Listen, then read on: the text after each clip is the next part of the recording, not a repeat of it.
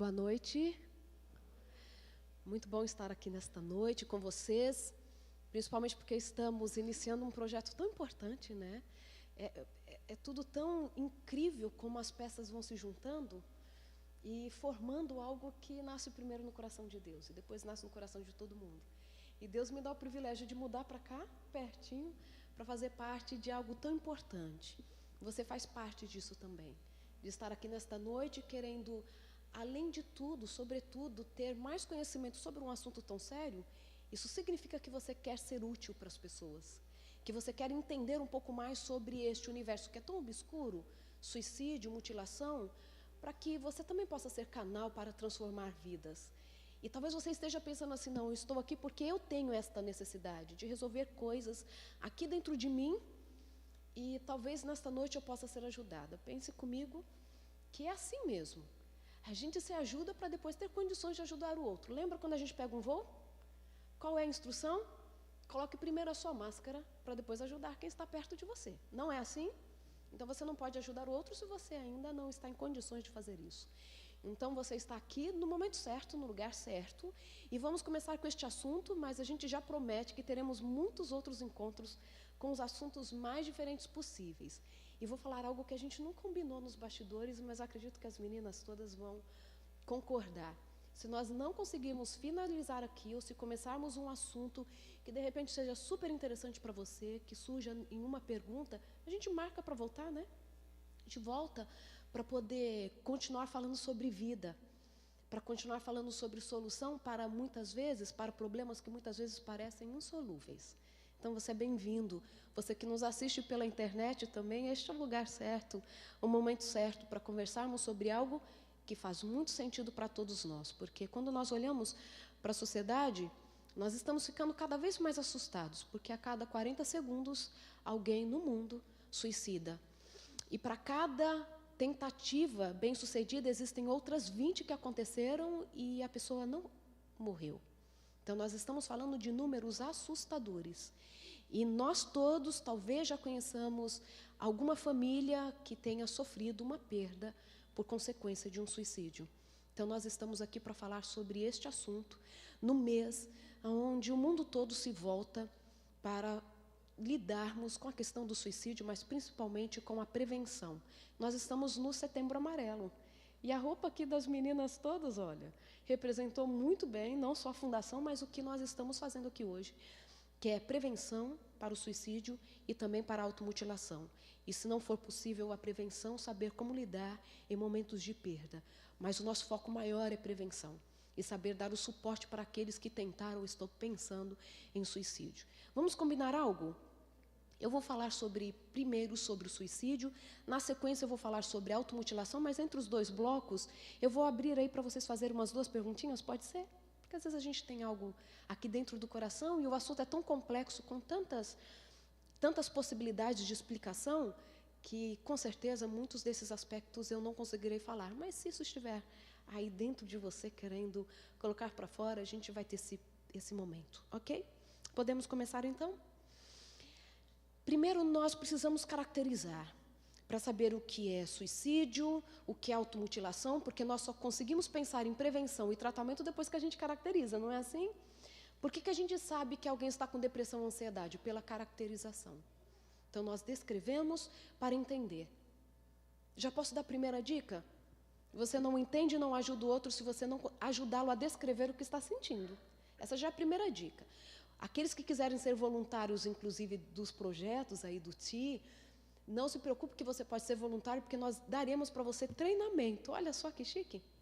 Vocês vão poder fazer de forma mais segura este apoio às outras pessoas. Então, desculpe, estou falando um pouco rápido, porque é muito assunto para a gente falar em pouco tempo, tá? Mas se estiver muito rápido, não adianta tentar falar devagar, que eu vou falar rápido mesmo assim. Eu consigo falar bem se eu estiver falando muito rápido, já perceberam isso? Eu gosto de falar rápido, porque aí o pensamento sai do jeito que ele tem que sair, sem muito, ficar moldando as coisas. Eu gosto disso. Eu acho que eu queria ter sido narradora de futebol. Na minha época o preconceito era muito grande, não rolou. Mas hoje eu me realizo, porque o microfone é meu. Bem, Primeiro, o que é o suicídio? Foi tão interessante, ontem nós estivemos na rádio e as pessoas ficam pensando, por que alguém tenta tirar a própria vida? Ou consegue tirar a própria vida? Algumas pessoas acham que é um ato de egoísmo, alguns acham que é um ato de fraqueza, outros acham que a pessoa tem que ser corajosa demais para fazer isso, porque eu não teria coragem de dar cabo à minha própria vida. Então as pessoas se dividem muito. Por que será que alguém comete o suicídio? Ontem eu falei um pouquinho disso na rádio, mas eu estava recentemente num programa de TV aberta no Brasil, e surgiu esse assunto, e eu soprei no ouvido de quem estava sendo entrevistada, pelo ponto, que eu sou a que fica mais no bastidor do que aparece. E aí, a pessoa soltou assim, não, eu acho que é um ato de covardia. Eu falei assim, corrija agora, não é ato de covardia. Porque a gente não pode chamar a dor do outro covardia, nem egoísmo. É simplesmente alguém que está sofrendo uma dor tão intensa, tão inexplicável, que se para livrar dela a única opção for tirando a própria vida, esta opção ela é bem aceita para a pessoa. É alguém que está sofrendo e não aguenta mais sofrer. Ela não quer tirar a vida, ela quer se livrar do sofrimento. Entenderam a ideia? Quem tira a vida não quer morrer, ela quer se livrar do sofrimento. Se a possibilidade é morrendo, ela aceita. Entenderam a ideia? Coragem, egoísmo, eu não posso dizer isso de alguém que está sofrendo. Nós não temos essa possibilidade e não temos o direito de dizer que alguém que tirou a vida fez isso porque ela é egoísta ou porque ela qualquer coisa. E nós não conseguimos nunca nem entender.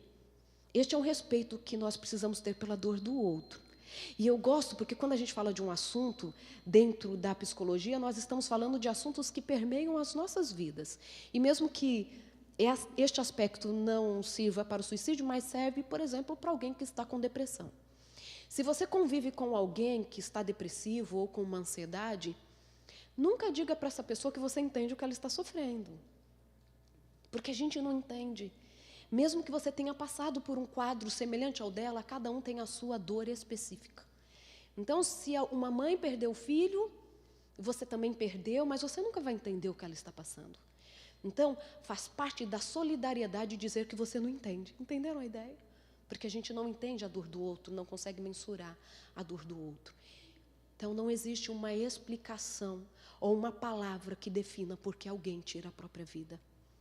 Alguém está passando por algo tão intenso, ela não consegue mais lidar com aquilo. E se for a possibilidade de livrar tirando a vida, ela aceita essa possibilidade. Ok? Primeira coisa. Quando alguém está num quadro de ideação suicida, nós usamos o termo ideação suicida, tá? Os pensamentos que alguém tem de tirar a própria vida. Vão acostumando com os termos técnicos. Ideação suicida. Quando alguém está com uma ideação suicida, primeiro, nós temos que pensar o que de fato nós podemos fazer para ajudar aquela pessoa. O primeiro deles é reconhecer os fatores de risco. Posso dar alguns exemplos para vocês de fatores de risco? Hereditariedade. Na família tem várias pessoas com depressão, ou algum parente já suicidou, não significa que vai continuar tendo vários casos na família, mas é uma vulnerabilidade. Nós enxergamos um aspecto genético no suicídio, não são todos que têm um traço genético, mas alguns têm um traço genético. Se a pessoa tiver um traço genético, ela fica mais vulnerável a situações que possam levá-la ao suicídio, ok? Então, um dos fatores de risco é o genético. Outro fator de risco, uma perda significativa na vida da pessoa. Por exemplo, ela perdeu o emprego. E aí você fala assim, puxa vida, perder o emprego é um fator de risco? Pode ser. Lembra que eu disse que cada um vê a própria história de um jeito e cada um tem uma dor diferente? Vai que ele perdeu o emprego, já tinha uma vulnerabilidade genética, por exemplo, perdeu o emprego nas vésperas do filho nascer. E lá na infância, o pai já dizia para ele que ele nunca ia conseguir sustentar a família. Pensem. Por que eu uso todos esses exemplos, todos esses fatores de risco num único exemplo? Porque o suicídio dificilmente vai ser resposta ou consequência de um único fator. Guardem isso. Não é assim, porque terminou o namoro, ele suicidou. Não existem mais fatores de risco envolvidos, ok? Então, isso a gente precisa pensar direito. A gente precisa pensar como evitar o suicídio e como oferecer suporte. Alguém já tentou anteriormente tirar a vida? Estou falando talvez de alguém que você conviva, ok? Existiram tentativas anteriores que podem ter sido mais leves. Tentou cortar o pulso e não deu muito certo. Andou numa rodovia em alta velocidade e bateu o carro. Eu estava tão angustiado que eu nem vi a velocidade que eu coloquei no carro. Entendem? Já existiu alguma tentativa ou essa desistência de cuidar de si mesmo? Porque o suicídio pode vir com esses descuidos. Uma vez eu estava conversando com uma mulher e ela me disse assim, por que eu nunca tive coragem para tirar a minha própria vida? Porque era isso que eu queria. Então ela ficava tentando, não de forma direta. Era a velocidade do carro, esquecia de desligar o gás quando saía de casa. Entendem? São fatores, são tentativas que a gente precisa ver como que a pessoa está cuidando dela. Outra questão são os casos na família. Precisa prestar atenção nisso, porque passa pela questão genética também. Não só genética, óbvio, mas história familiar. Quando algo acontece na família, alguém suicidou, e o sujeito que talvez vai tentar o suicídio, ele já está vulnerável, ele pode encontrar neste exemplo familiar forças para o que ele quer fazer. Ok? Outra questão são doenças graves. Alguém que está com uma doença importante, de difícil tratamento, este pode ser um fator de risco. Eu acho tão interessante, eu fiz questão de colocar isso, incluir o estresse. É tão interessante que a gente tem o hábito de menosprezar o estresse. Eu gosto muito de falar sobre isso. O estresse é a segunda principal causa de morte de jovens adultos no mundo. O estresse é um desequilíbrio do nosso organismo, passando pelas nossas emoções, fisicamente, e até a condição mesmo de raciocinar, como se diz, de forma mais clara. O cognitivo fica afetado. Então, isso já é um alerta para todos nós. O estresse é aquele que você está numa rotina, aquela que te machuca, te pressiona. Você sai de manhã para trabalhar, volta à noite, não está dormindo direito, não está alimentando direito, engordando ou emagrecendo. A vida começou a perder um pouco o brilho. Então, você precisa começar a prestar atenção, porque você fica vulnerável ao suicídio. Aí, para você faz sentido, porque o índice de suicídio tem aumentado no mundo? E nós sempre pensamos que são situações muito mais intensas. Puxa vida, o suicídio é só para quem, de fato, está com uma depressão intensa, perdeu o filho. E não é só isso. Esse estresse que nós vamos acumulando ao longo dos anos, por conta de uma rotina, isso também pode nos tornar vulneráveis ao suicídio. E é tão interessante que, quando nós falamos de estresse, nós estamos falando de situações que vão mudando você. E ao longo do tempo você nem vai percebendo mais. Existem pessoas que se apresentam hoje como pessoas mais irritadas ou que têm menos paciência, e até a própria pessoa esqueceu que ela não era assim. Que isto foi acontecendo ao longo do tempo. Então, prestem atenção da forma que vocês têm cuidado do próprio corpo. E aí você fala assim, não, eu sou uma pessoa extremamente positiva, eu jamais pensaria nisso.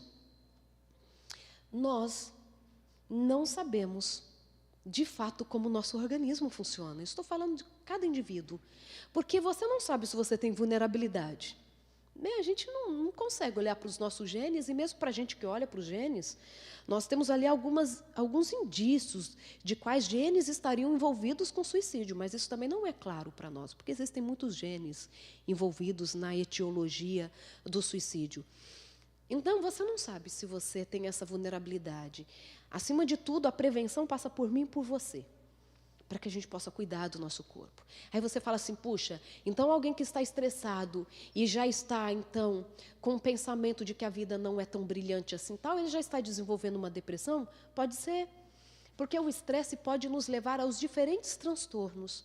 Eu lembro que o meu primeiro trabalho científico, só não vou contar que foi há 20 anos atrás, porque eu só tenho 15, o meu primeiro trabalho científico foi com os diferentes estressores e a consequência disso para a nossa saúde emocional. Então, eu fiz Eu sempre trabalhei com pesquisa básica, com ratos.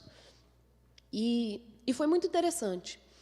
Eu fiz 7 tipos de estresse, diferentes estímulos estressores, com protocolos diferentes, enfim. E eu queria, depois disso, testar se eles haviam desenvolvido um comportamento tipo depressão, tipo ansiedade, porque em animal a gente não usa o mesmo termo do humano, então era tipo depressão, tipo ansiedade, e foi muito interessante. Um dos estressores foi a privação de sono. Quem aqui passa por privação de sono só de vez em quando? Quem aqui só de vez em quando não dorme às 8 horas por noite? Nos meus ratos, uma única noite de privação parcial do sono, porque eu só privava do sono REM, que é aquele sono mais profundo, enfim, dele ficar com uma noite de privação parcial do sono, eu já tinha um rato que desenvolvia tanto ansiedade quanto depressão. E eu tinha ratos com comportamento impulsivo tipo suicídio. Um dos testes que a gente faz, e a gente tem que dar tempo de tudo, mas eu só quero te convencer, porque às vezes você acha que as coisas não te alcançam e que não fazem parte da sua rotina, mas pode fazer. Um dos testes que a gente usa é o labirinto em cruz elevado, que uma cruz mesmo, com braços que o rato fica andando. Tem 2 braços que são com paredes e 2 sem paredes. É ali que a gente testa a depressão e a ansiedade. Cientista é doido mesmo, a gente faz essas coisas. A gente coloca o rato lá e fica vendo o comportamento dele. E é muito interessante, eu tive muitos ratos que pularam do braço aberto. E por que isso é significativo para a gente? Porque o rato não fica no braço aberto. Ele vai a primeira vez para explorar, porque ele é o explorador, ele quer conhecer aquele aparato.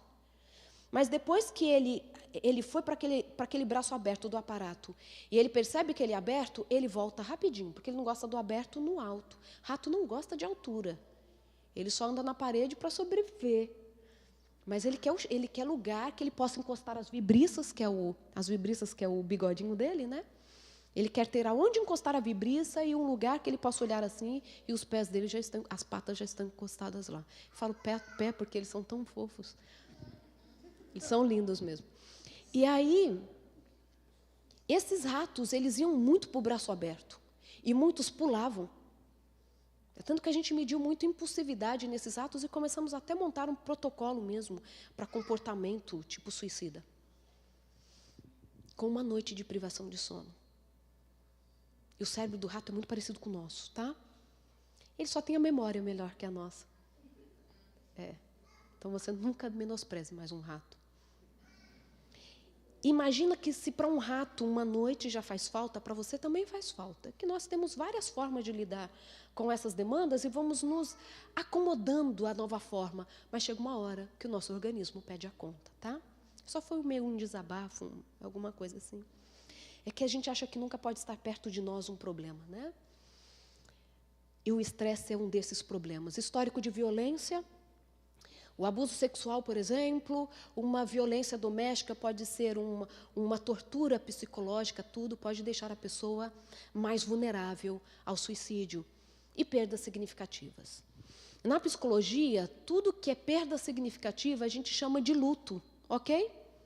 Então pode ser um divórcio, pode ser mesmo o falecimento de alguém. Uma criança, por exemplo, vocês que estão aqui, alguém que chegou a menos de 6 meses aqui, alguém aqui chegou nos Estados Unidos a menos de 6 meses com filhos pequenos? Isso é um luto para os filhos.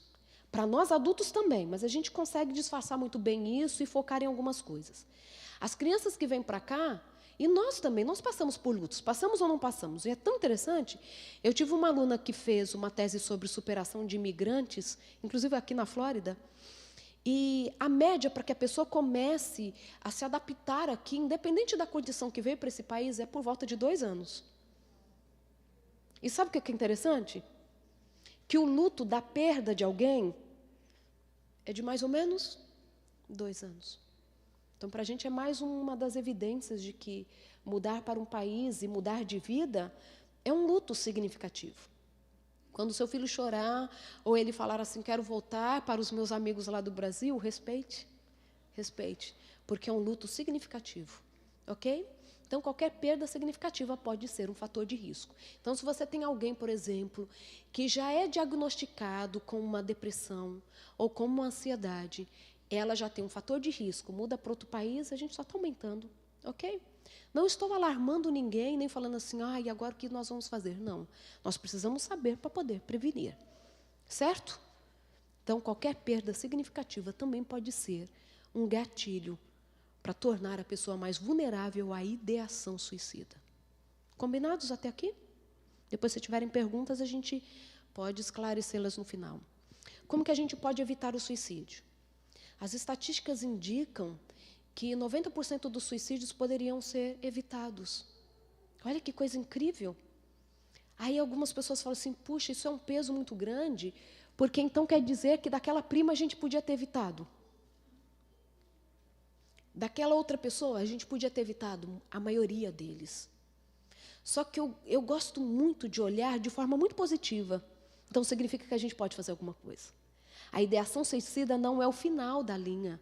Nós podemos interferir, sim, e mudar essa história. Uma das formas que nós podemos fazer isso é a comunicação verbal sobre o suicídio.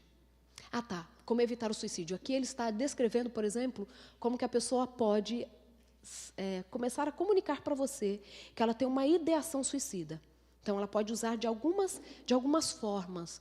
E, claro, a partir dessas formas, a gente pode interferir para prevenir. Uma delas é a comunicação verbal, que pode vir com algumas frases. Gente, eu não sei o que eu estou fazendo mais nesse mundo. A pessoa solta a frase. Ela pode dizer assim, eu sou um peso mesmo para todo mundo, né? Eu acho que todo mundo seria mais feliz se eu não existisse. Ou assim, gente, não estou dando mais conta das minhas emoções, não. Nossa, os anos podiam passar rápido, né? Para ver se a vida muda, se pega um outro sentido. Se você está convivendo com alguém que tenha falado alguma dessas frases e você sabe que ela está um pouco deslocada de um contexto de impulso, de raiva, assim, é diferente da mãe falar assim, gente, por que os anos não passam e você não cresce? Entendeu? É diferente. Mas alguém que você percebe que ela soltou uma frase e ela não continuou o assunto, ou ela disse aquilo num contexto de angústia, você não pode permitir que essa frase fique sem um comentário seu. E aí você fala assim, quando você fala assim que não vale mais a pena viver, o que isso significa para você? Nada. Eu falei assim, não, eu tive a sensação de que é alguma coisa. Quer falar para mim? Você quer conversar sobre isso?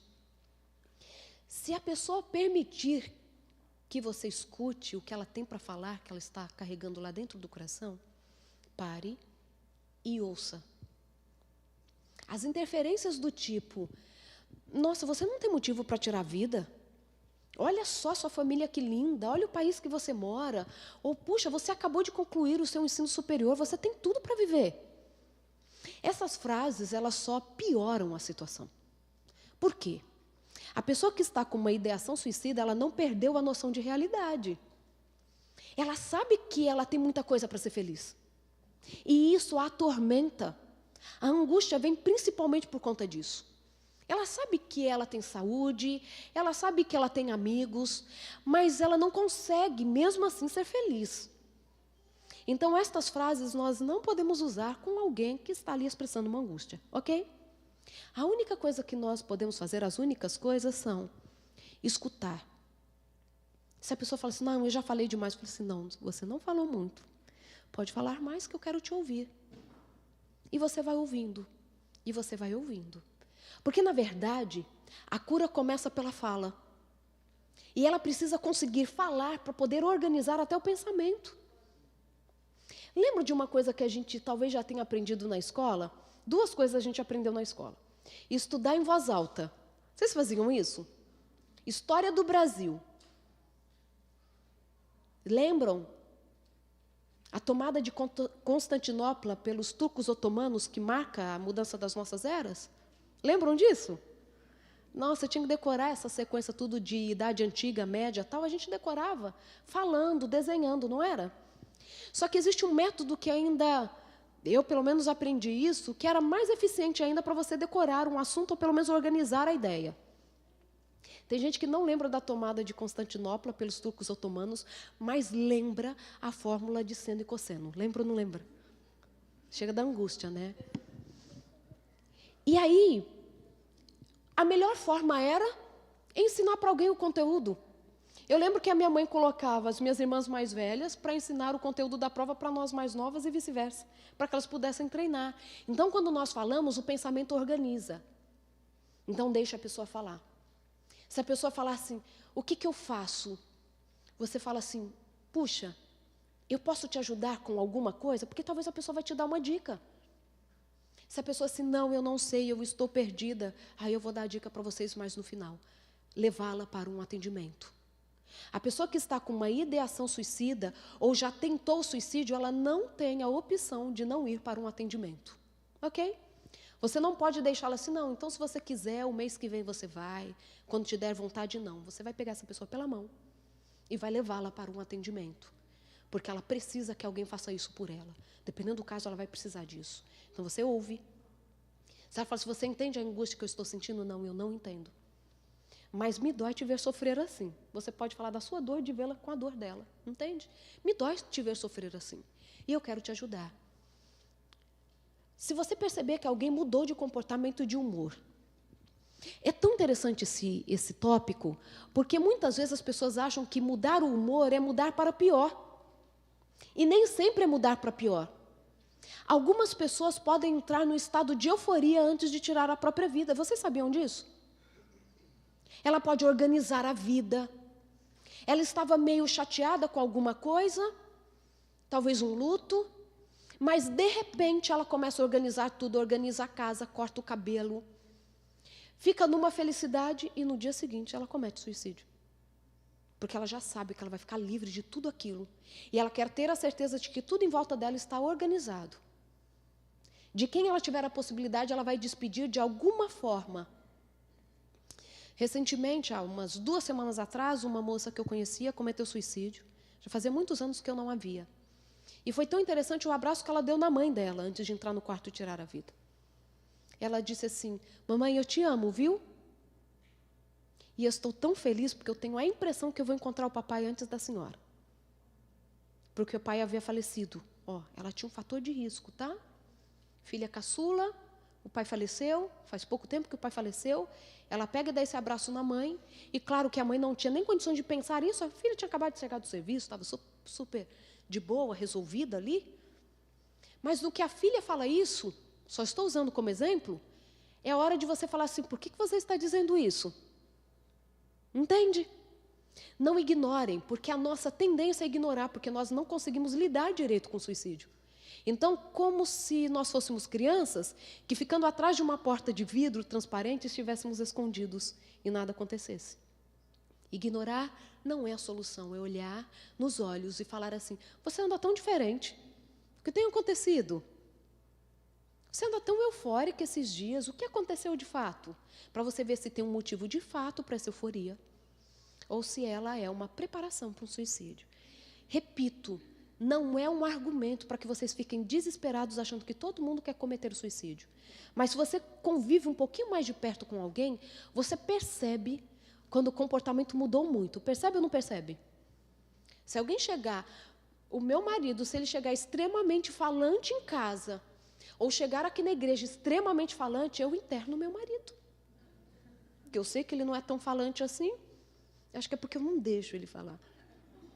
Mas eu nem quero dar essa ideia para ele, porque vai que eu tenho que diminuir, isso é meio difícil.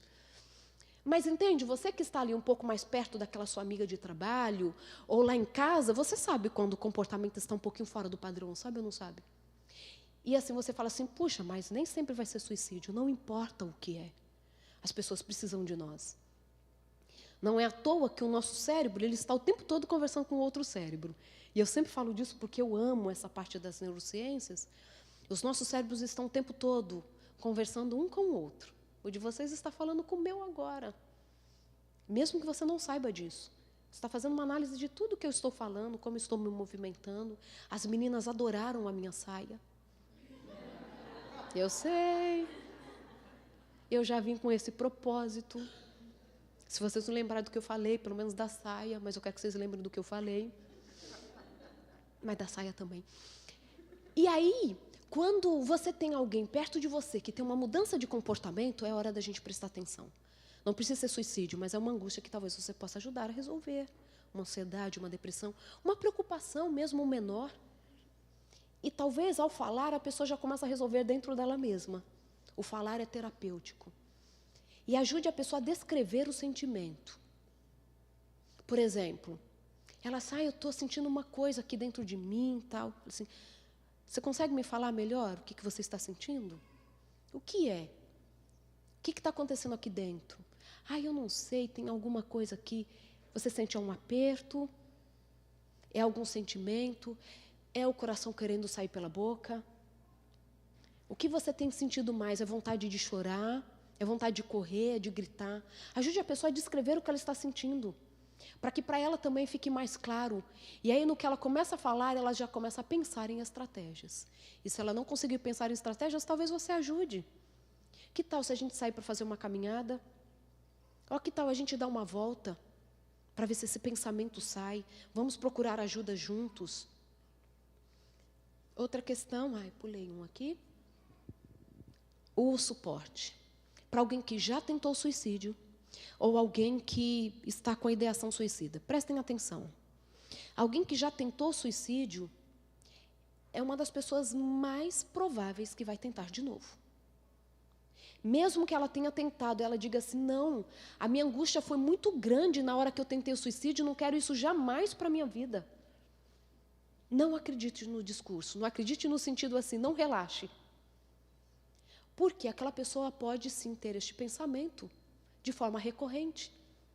Então, se ela, mesmo que ela já tenha tentado e ela não tenha conseguido, ou ela tenha desistido no meio do caminho, escute o que ela tem de dizer, sem interrupção e sem julgamento. Uma pergunta que as pessoas me fazem muito, quando eu estou nesse assunto, e claro, e principalmente se eu estou num contexto religioso, é a pergunta, me fizeram da última vez que eu falei desse assunto. Doutora, Deus perdoa quem suicida?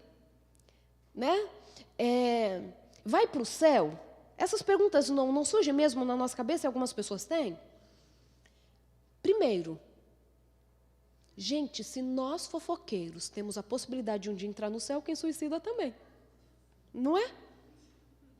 Que erro é erro, não é se a gente pensar assim? E volta para a ideia do julgamento. Eu e você não podemos julgar uma dor que a gente não conhece. Então, se vai, se não vai, eu sei que muitas pessoas têm essa angústia, né? Porque tem alguém da família, um amigo que cometeu suicídio, não se angustiem com isso. Não se angustiem. Porque é algo que vai muito além do nosso entendimento. Certo? E quem julga, quem decide tudo é aquele que, acima de tudo, é o amor. Ok? Então, nós não podemos julgar as pessoas. E nós não podemos, diante desta conversa com alguém, que já é super difícil falar do que está sentindo, principalmente se houver uma ideação suicida, que a própria pessoa tem horror de pensar que ela é capaz de fazer algo tão terrível, tão mal, ela já tem esse sentimento. Ela não precisa que nós coloquemos mais ainda dentro dela algo que já faz sofrer tanto. Escute sem julgamento, sem interrupção. Essa dica serve também quando alguém passa por uma violência, que pode ser tanto abuso sexual quanto qualquer outro tipo de violência. A nossa função é escutar sem interrupção. Perguntas diretas sobre a intenção suicida. Sim, essa é uma abordagem que nós podemos fazer. Você pode chegar para a pessoa e perguntar assim, você está pensando em tirar a própria vida? Mas sem julgamento. Você está pensando? Alguma vez passa na sua cabeça? E aí você tem que ficar muito atento. Se a pessoa disser assim, sim. Às vezes, quando eu passo naquela ponte, voltando do trabalho, eu penso muitas vezes em me jogar lá de cima. Se eu tivesse coragem, eu colocaria no meu carro 200 milhas por hora para acabar com esse sofrimento. Se estas frases de já pensei numa estratégia, nestes casos, mesmo que a pessoa diga assim, mas graças a Deus que logo a ideia sai da minha cabeça. Essa pessoa não tem escolha também. ela precisa ir para um atendimento, porque nós falamos que ela já tem uma estratégia. Mesmo que ela fique refutando essa ideia, não, eu não posso. Imagina, só pensei isso, mas não, eu não tenho coragem de fazer. Ela já tem uma estratégia, um plano. Então, nós não podemos deixar essa pessoa desacompanhada. Ok? Acompanhar e encaminhar para atendimento. Não deixe a pessoa assim... Não, vai lá, liga para alguém, procura um psicólogo. Não, você vai ligar. Você vai procurar um atendimento para a pessoa. Porque ela não pode ficar sozinha nesse momento. E talvez ela não tenha condições de procurar ajuda. Ela não tem forças para isso. Então, você é quem vai ligar. E para onde a gente liga? Eu trouxe para vocês.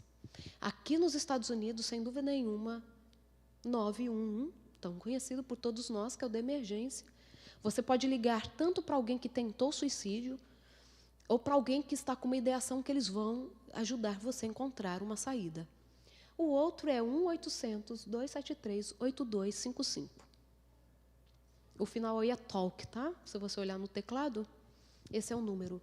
E é tão legal que se usa essa sigla, né, de pistas em inglês, para você saber exatamente como chegar a alguém que está com uma ideação suicida. Significa pistas, para quem está assistindo a gente lá no Brasil, e que talvez não esteja acostumado com a palavra. Então conecte, ouça, entenda, expresse uma preocupação e procure ajuda. Não esqueçam da sigla, quando vocês estiverem com alguém. Então, você tem que conectar com o outro. Todos nós sabemos disso para as nossas relações mais saudáveis, inclusive.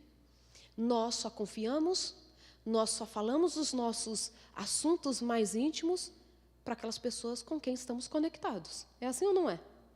Se não houver uma confiança ou até uma intimidade em certo ponto, as pessoas não saem contando para a gente as coisas. Por isso que você precisa fazer vínculo com o outro.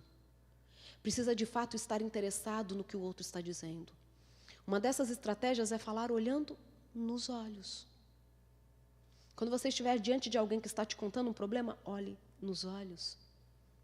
Para que a pessoa sinta que, de fato, você está ali para estar com ela, escutando o que ela tem para dizer. No Brasil, para quem está nos assistindo, nós temos o da valorização da vida. Lembra a campanha de valorização da vida, que é tão conhecida no Brasil? E é tão legal porque essa sigla também significa como vai você. Olha só. E só de você perguntar para alguém como vai você, de fato interessado para saber como está a vida, faz toda a diferença. O CVV, ele tem a opção de chat, de ligar no 188, mandar e-mail, e também existem alguns endereços que as pessoas podem ir até lá para poderem ser atendidas. Nós precisamos saber disso, para quando nós estivermos com alguém, podemos usar. Aqui nos Estados Unidos, um número, vocês decoraram pelo menos um dos números? 911, fácil, né, para gente? Muito fácil. Então, não deixem de procurar ajuda e na hora você já pode ligar ali junto com a pessoa mesmo. Se for um chat, alguma coisa para bater um papo, se alguém que está aqui nos Estados Unidos, mas não falam inglês, vocês podem entrar em contato com o do Brasil. No momento que vocês entrarem em contato, seja por mensagem, seja ligando no número, de qualquer forma, alguém do outro lado vai atender. Claro que você vai falar para a pessoa, eu posso ligar no número, esse número vai te ajudar, eles vão te ouvir, e você pode colocar essa pessoa na linha para que ela possa falar. Pergunte para ela, você acha mais confortável que eu continue aqui na sala com você, ou que eu fique aqui do lado enquanto você fala? Porque talvez a pessoa não queira falar tudo na sua frente. Então, você está ali no suporte, ok? E aí, eu quero passar para a automutilação, mas antes disso eu quero que você faça alguma pergunta, porque algumas coisas eu não falei no suicídio, porque elas estão muito presentes na automutilação também, ok? E aí eu dividi um pouquinho.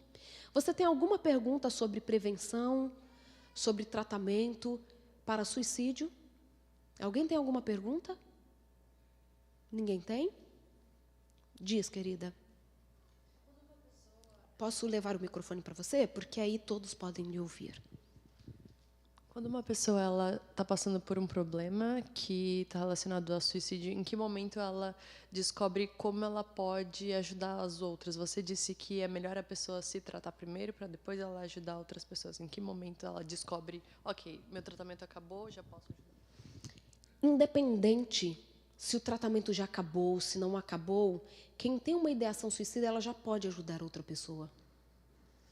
E uma estratégia que nós temos para poder até, inclusive, tratar quem tem uma ideação suicida ou mesmo uma depressão, é ela ajudar outras pessoas. Porque este envolvimento com a dor do outro pode ser uma estratégia para cuidar da própria dor.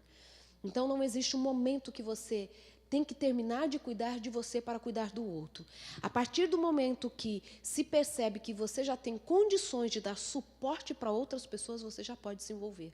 Porque é terapêutico. Claro que, sem dúvida nenhuma, não pode ser abandonado um tratamento que está acontecendo. Mas, junto com esse tratamento, essa pessoa já pode ser suporte para outras pessoas.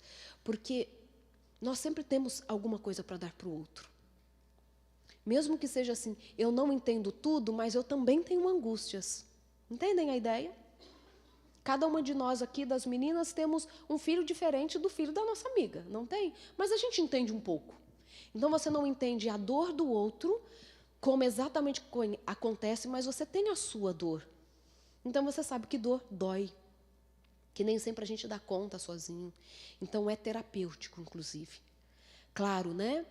Desde que isso não lhe gere mais sofrimento ainda. Se começar a gerar mais sofrimento do que ajuda, então é hora de não estar ali, porque você ainda está sem a máscara. Então, ainda não pode dar para o outro a máscara. Porque quando a gente coloca a máscara, mesmo que ainda estamos respirando com dificuldade, a gente já tem condições de ajudar o outro, né? Mas se você ainda não tem essa condição, precisa respeitar este organismo que ainda está se reorganizando, ok? Aqui tem uma pergunta, aí depois a gente vai andando assim, e nós temos pouquinho tempo para pergunta, tá bom? Porque vocês vão me dando os toques do tempo, meninas, senão eu falo até meia-noite. Se tiver um outro microfone, eu acho que ia ajudar bastante. É que aí eles vão levar o microfone para você, porque senão talvez quem está lá assistindo a gente não consiga ouvir. Eu queria saber qual a porcentagem de reincidência de uma pessoa que já teve sinais de suicídio. Qual é a reincidência? Claro que vai variar de caso para caso. A gente tem as pessoas que têm depressões profundas, ou, por incrível que pareça, bipolares também podem cometer o suicídio, tanto na fase de mania quanto de depressão, ok? Vai depender de cada caso. Por exemplo, numa depressão, dessa depressão maior, que ela pode voltar para a vida da pessoa 4 vezes, em média, ao longo da vida, mesmo que ela tenha passado por um tratamento muito eficaz, nestas voltas, dependendo da forma que é a depressão dela, ela pode, em cada recorrência da depressão, ter um pensamento suicida e até uma tentativa. Então, a gente pode falar assim da pessoa, claro, vai depender da idade da pessoa, vai depender do quadro. Então, é alguém que a gente tem que estar sempre olhando, mas vai variar dependendo do que ela, de fato, qual foi a motivação para o suicídio. Que é diferente, por exemplo, em adolescente. Mas como é o padrão no adolescente, eu vou falar na automutilação, ok? No adolescente é um pouquinho diferente. Aqui nós temos uma pergunta. Você estará com o microfone. Sim. O dependente químico, seja por droga, alcoolismo, tabagismo, ele pode ser enquadrado como um suicida? Entendi. Por ele usar a droga, isso já coloca ele como alguém que está planejando a própria morte. Sim, porque depende. A pessoa está ali tirando a sua vida com cigarro a cada instante. Depende. Algumas pessoas, quando descobrem uma doença de difícil tratamento, elas podem, a partir daí, começar a usar álcool, por exemplo, cigarro, para poder acelerar a própria morte. Aí a gente fala de meio que um suicídio branco. Agora, quem faz o uso por outros motivos, a gente não pode chamar de suicida. Porque o suicídio é aquele que você faz com a intenção de tirar a vida. A intenção direta de tirar a vida. Porque quem vai usar a droga, na maioria das vezes, ela quer o prazer e não a morte. Entende? O álcool, ela quer pelo prazer e não pela morte. A overdose foi um risco que ela correu. Mas ela, claro, existem aqueles que podem, o dependente químico, que ele está numa angústia, ele vai usar uma dose maior para talvez, de fato, morrer. Mas a overdose muitas vezes acontece porque ele não estava mais tendo o mesmo barato, por conta da dependência, você vai diminuindo o limiar, né? E aí a pessoa vai usar uma dose maior para ter o mesmo prazer que ela tinha, agora não consegue mais, e nessa ela pode falecer. Mas a intenção não era morrer. Porque se a gente pensasse assim, e eu entendi a ideia, porque é uma ideia que a gente tem mesmo, né? Você está se matando, tal.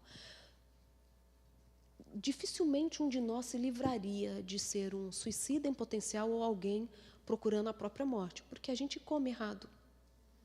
E a gente sabe que muitas vezes o que a gente come pode levar ao infarto do miocárdio, né? A gente não dorme do jeito que tem que dormir, e a gente sabe que privação de sono, você pode ter um AVC, por exemplo. Então, a gente sabe muita coisa, entende? Claro que quando a gente fala de drogas, tudo, nós estamos falando de uma interferência negativa muito significativa para o nosso organismo. Mas a intenção primeira não é. Claro que aqui a gente vai abrindo os leques, né? Por exemplo, alguns quadros psíquicos, eles tornam os indivíduos mais vulneráveis ao abuso dessas substâncias. Então, uma pessoa com depressão, ela pode estar mais vulnerável ao abuso do álcool. Um adolescente que passou por uma situação de estresse, não passou no vestibular, a namorada terminou, ele pode começar o abuso de droga porque ele está muito triste. Então, como nós estamos falando de ser humano, é tudo muito complexo. Mas, por exemplo, alguém com depressão, ela pode se tornar mais vulnerável ao abuso do álcool, por exemplo. Então, algumas coisas caminham juntas. Mas falar que o uso direto dessas substâncias é uma forma de suicídio, sim? Pode ser. Pode ser.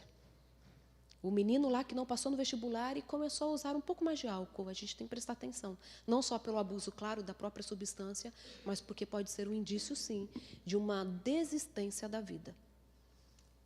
Aqui e aqui. Aí a gente finaliza aqui, pode ser? Porque senão a gente não adianta. Diz. Oi, boa noite. Tudo bem. Tudo jóia. Recentemente, nas notícias, a gente acompanhou a história do um artista muito conhecido e assim querido por alguns de nós, que se chama Robin Williams. Acho que todo mundo adorava, né? Assim, amava o trabalho E deles. ele sofreu por muito tempo por causa de uma doença que ele tinha, que eu não me recordo qual é o nome, mas é uma doença degenerativa. Ele, na verdade, tinha essa doença degenerativa já há um bom tempo avançada, e ele sofria em silêncio com essa doença. Na verdade, ele fazia acompanhamento psiquiátrico, psicológico também, mas ele sofria porque ele sabia que não importa o que acontecesse, ele com certeza iria piorar e ficar de uma forma que ele não poderia mais comunicar com as pessoas, fazer o que ele mais gostava. E isso às vezes cria, sabe, algumas expectativas nossas, assim, como que nós, de uma certa forma, podemos ajudar pessoas que elas sofrem em silêncio, e a gente sabe que elas sofrem, mas não sabe o quadro em que ela está, quão avançado e quão chegada ela estaria a uma... como é o nome? A ideação suicida. A ideação suicida. Eu acho que independente, né, de a pessoa estar sofrendo em silêncio, o que a gente pode fazer? Muitas situações a gente não vai descobrir mesmo, né? As pessoas passam por nós, talvez numa comunidade onde nós estamos ali uma vez por semana. O que é independente da circunstância específica que cada um de nós pode fazer, independente se a pessoa está sofrendo ou não, é a generosidade. Eu insisto na generosidade. Eu posso escolher as palavras para falar com alguém sem magoá-la. Essa moça que eu conhecia que cometeu suicídio, ela havia acabado de chegar do trabalho, aonde o seu chefe tinha sido muito cruel com ela. Ela cometeu um erro. E ele foi extremamente cruel com ela. na hora de apontar o equívoco que ela cometeu. Não foi ele quem provocou o suicídio nela, entendeu? Não foi. Talvez aquilo tenha sido assim o último gatilho de todos. Eu e você já levamos bronca dos nossos chefes e não tiramos a vida por conta disso, né? Talvez tenha sido o último gatilho, mas pensa comigo. Eu não gostaria de estar na pele do chefe dela. Você gostaria? Que ela chegou em casa, reclamou da bronca que ela tinha levado, que tinha sido tão injusta, que ela não conseguia fazer as coisas direito, deu um abraço na mãe e falou assim, eu acho que eu vou encontrar o pai antes de todo mundo. E entrou no quarto e tirou a vida. Independente de qualquer coisa, independente da demanda do outro, o que cabe a nós é generosidade o tempo todo. Eu posso escolher as palavras para falar com as pessoas. Eu posso ser menos rude, porque nem sempre a gente sabe o que acontece com o outro. Por que o outro errou? Talvez ela tenha errado porque na hora ela lembrou do pai dela, que ela estava sofrendo porque tinha acabado de perder o pai. Entendem a ideia? Nós não sabemos do que vai no coração de fato das pessoas. O que a gente pode saber e controlar é o que vai no nosso coração e como expressamos isso. Eu acho que essa é a grande lição que eu tento aprender na vida, assim, que a gente pode aprender. Última pergunta aqui, querida.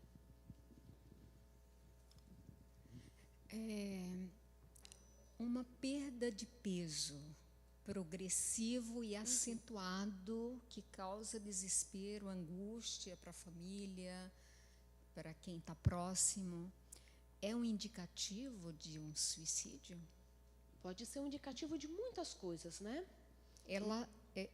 Eu sou da área de saúde e vejo até que ela está anoréxica. Sim. Independente do que seja, uma ideação suicida, uma tentativa de desistência da vida, precisa ter um olhar cuidadoso.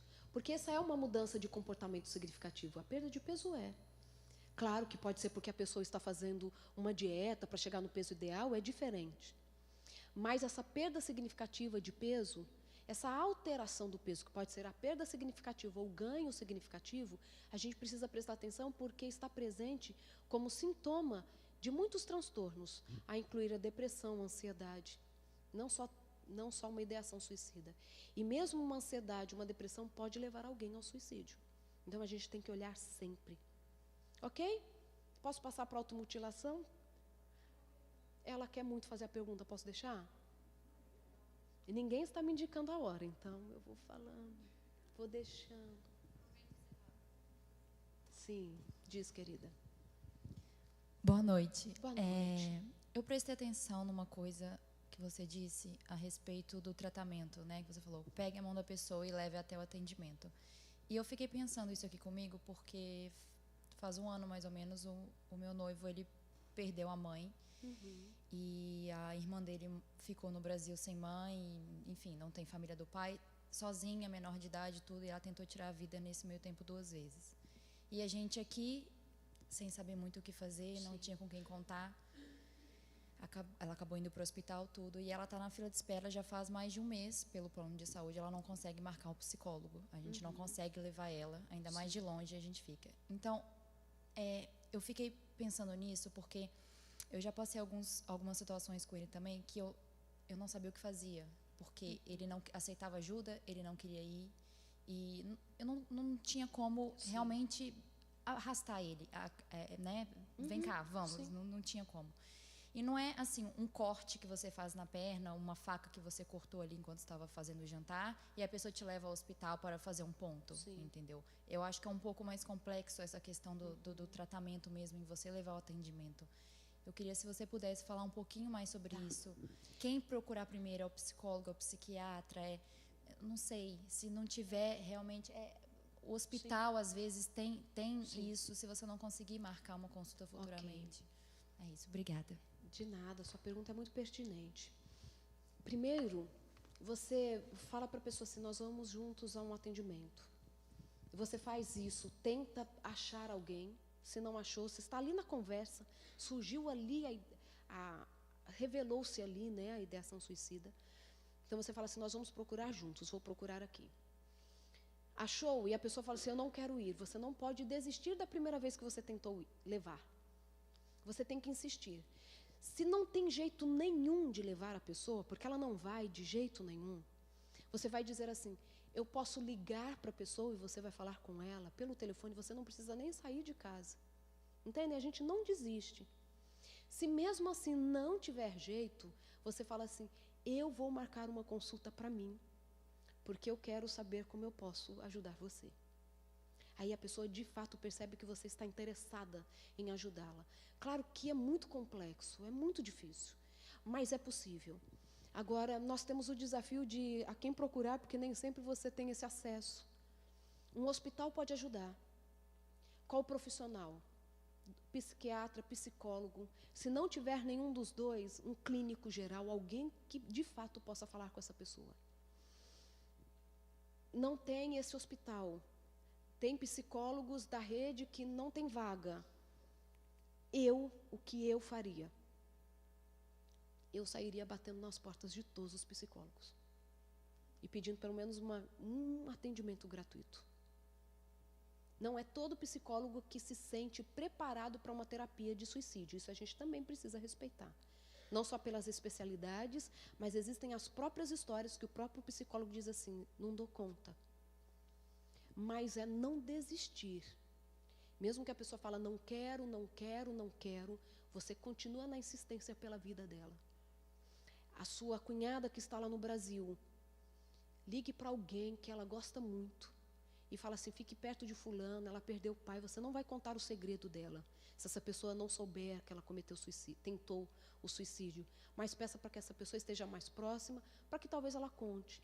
E dependendo do caso, você tiver essa liberdade, fala assim, olha, estou muito preocupada com você, eu posso procurar a sua amiga tal e dizer o que você está passando para que ela possa te ajudar? Mas nunca também façam as escondidas, para que a pessoa não se sinta traída, desvalorizada, uma criança que não dá conta da própria vida e que as pessoas precisam interferir. Ok? Mas é difícil e é angustiante. É muito difícil. Sim, sim. Mas a gente não pode desistir. Jamais. Tá bom? Posso continuar aqui? Nós vamos voltar ali. Agora a gente vai falar um pouquinho de automutilação. E é tão interessante que aí eu vou falar um pouco do padrão como é para adolescentes, tá? Porque a gente tem visto muito automutilação em adolescentes, né? É o que mais chama a nossa atenção. Na verdade, a gente tem muito homem maduro que automutila.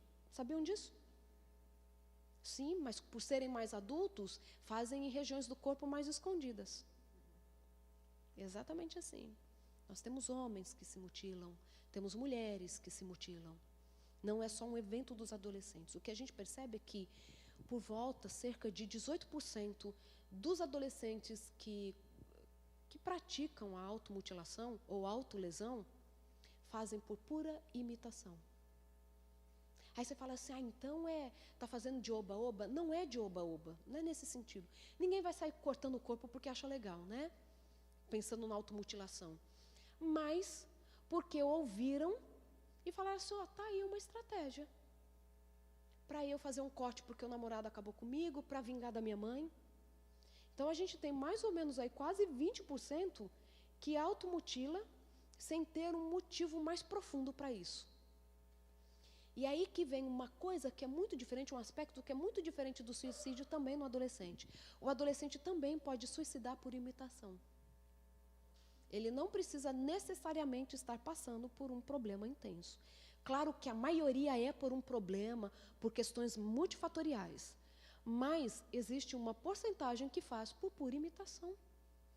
O astro que ele amava suicidou. É tanto quando a gente vê algum astro que os teens gostam muito, que morreram de alguma forma, que eles têm a tendência de imitar e de fazer igual, né? Assim, quero ir do jeito que ele foi, não vivo sem ele. Ou, puxa, até que é interessante.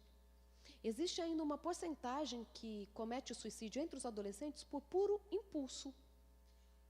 Eu estava vendo uma entrevista com uma moça e ela disse que ela estava no quarto dela, assim, distraída, acho que mexendo no guarda-roupa, alguma coisa assim.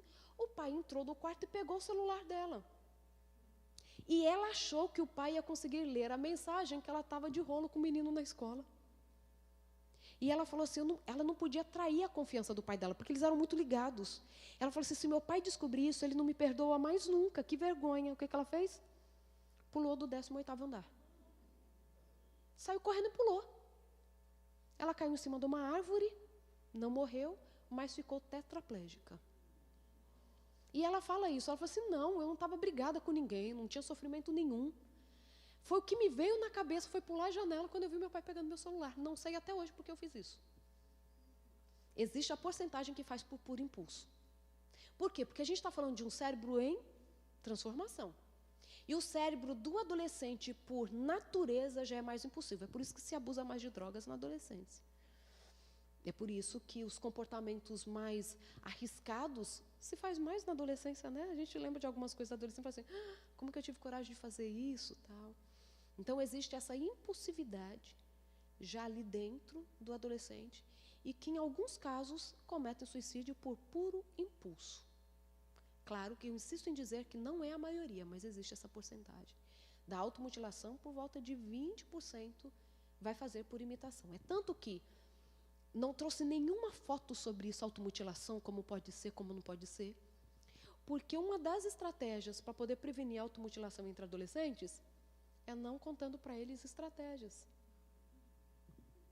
Por incrível que pareça. Essas histórias, né, os testemunhos, olha, eu fazia assim, fazia daquele jeito, e hoje eu não faço mais, a pessoa vai falar assim, nossa, eu nunca pensei em automutilar desse jeito. É verdade. Então, a gente evita falar, claro que sem dúvida nenhuma que a internet está cheio, né? Mas, como nós queremos prevenir, a gente não fica falando quais são as formas de automutilação, porque existem diversas. Ok? Será que eu consigo voltar aqui para o PowerPoint? Eu gostei de me ver ali. Não tinha visto até agora. Fiquei bonita. Eu não enxergo mesmo, então. Até achei que eu estou parecendo gente bonita ali. A gente consegue voltar ali? Só para eu não falar muito e a gente seguir ali direitinho. Eu vou começar a falar então das estratégias. A automutilação está aí, está crescente. É tão interessante que hoje a automutilação, a porcentagem de automutilação já é mais alta do que do abuso de drogas entre os adolescentes. Sabiam disso? Por isso que é considerado um problema de saúde pública. Existem mais adolescentes cometendo automutilação do que abusando de drogas. E existem muitos motivos, né, envolvidos nisso tudo. Nós estamos num momento não pior da história, eu não acredito assim, que é pior, tudo mudou, não. Mas estamos com uma sociedade configurada um pouquinho diferente do que era, a gente sabe disso. Nós estamos enfrentando cada vez mais divórcios e as famílias estão indo cada um para um lado. Isso tem um impacto sobre o adolescente, por mais que ele fale assim, ai, não, estou achando super legal essa ideia de, durante a semana, ficar com a minha mãe e o final de semana ir para a casa do meu pai fazer tudo o que eu quero. Ele está tentando se convencer, ok? Porque ele está passando por um luto. Existe uma concorrência no mercado, cada vez mais crescente. Eu estava falando com a minha amiga vindo para cá, que nós estamos uma nova geração que, de fato, não tem muita preocupação com o que vão ser no futuro, porque você não precisa nem ter uma graduação para dar certo na vida, a gente tem visto isso, né? Em muitos aspectos, e isso tem, de alguma forma, tirado um pouco do foco deles.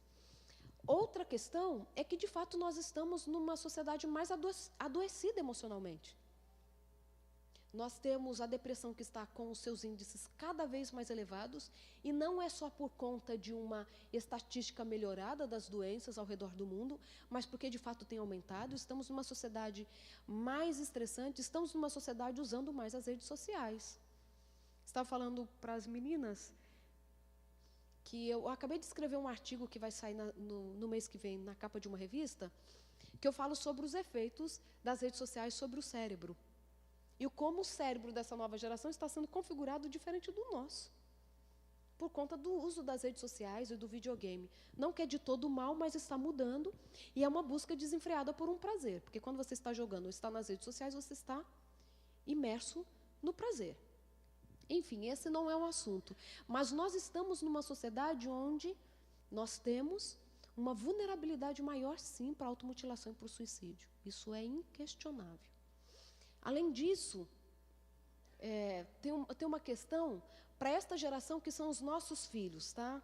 Agora vou mexer com quem está na casa dos 40, e a gente pode fazer um choro coletivo. Nós que somos daí da casa dos 35, 40 anos, nós somos a geração líquida. Sabiam que tem esse termo para a gente? Nós somos a geração líquida. O que caracteriza a nossa geração? Nós não sabemos lidar com frustração. A nossa geração, não estou falando dos nossos filhos, não, dos adolescentes, não, estou falando da nossa. A gente não sabe lidar com frustração. Nós ainda magoamos, sim, se a gente leva uma bronquinha, se alguém não gostou tanto do nosso trabalho, se o marido não gostou do corte do nosso cabelo. A gente ainda magoa muito, porque nós somos ainda muito frágeis quanto à frustração. Tem toda uma história por trás disso.